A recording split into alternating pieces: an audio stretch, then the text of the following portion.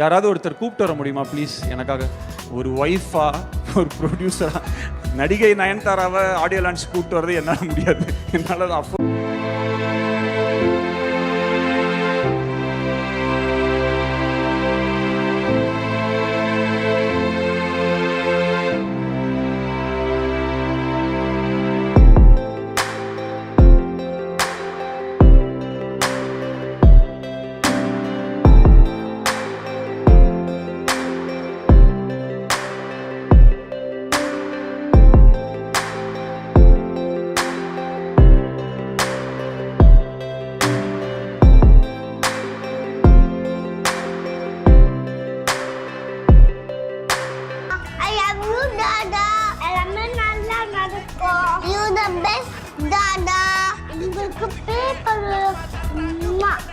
Bye. We are the best, Dada. I love you. Bye. இங்கே கூப்பிட்டு வந்துட்டாங்களோன்னு நினச்சி பயந்து.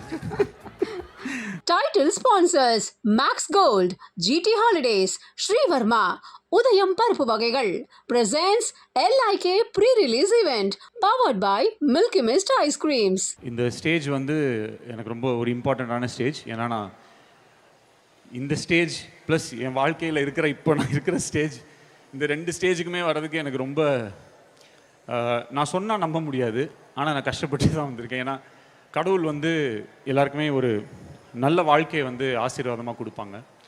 நான் வந்து எப்பயுமே பல கோயில்களுக்கு நான் போயிட்டே இருப்பேன்.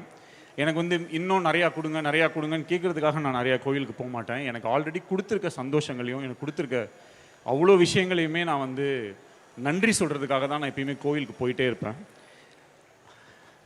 மேபி அதனாலேயோ என்னவோ தெரியாது, என்னுடைய கஷ்டமான டைம்ஸில் கூட எனக்கு நல்ல சாப்பாடும், நல்ல வீடும், நல்ல குடும்பமும், நல்ல ஒரு மனைவியும், நல்ல குழந்தைங்களும், நல்ல நண்பர்களும், நல்ல ஏடிஸும், எனக்கு ஒரு நல்ல டீமும், இவங்க எல்லாருமே என்னுடைய எவ்வளோ ஒரு டஃப் சுச்சுவேஷனாக இருந்தாலும் இவங்க எல்லாருமே எனக்கு நம்பி இருந்திருக்காங்க.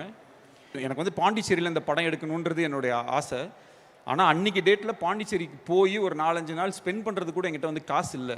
அப்போ அன்னிக்கிட்ட தான் நான் சொன்னேன், தலை நான் வந்து இந்த மாதிரி பாண்டி போகிறேன், போயிட்டு இந்த கதையை மட்டும் நான் ப்ரிப்பேர் பண்ணிவிட்டு வந்துடுறேன் அப்படின்னு நான் சொன்னேன்.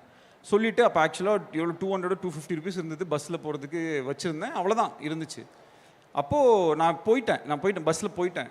அப்போது எனக்கு வந்து ஒரு மெசேஜ் மட்டும் அனுப்புகிறாரு, இந்த மாதிரி Vicky inside your bag 50K I have kept அப்படின்னு சொல்லி அனுப்பிச்சாரு. அன்னி உங்களுக்கு ஞாபகம் இருக்காங்க சார்?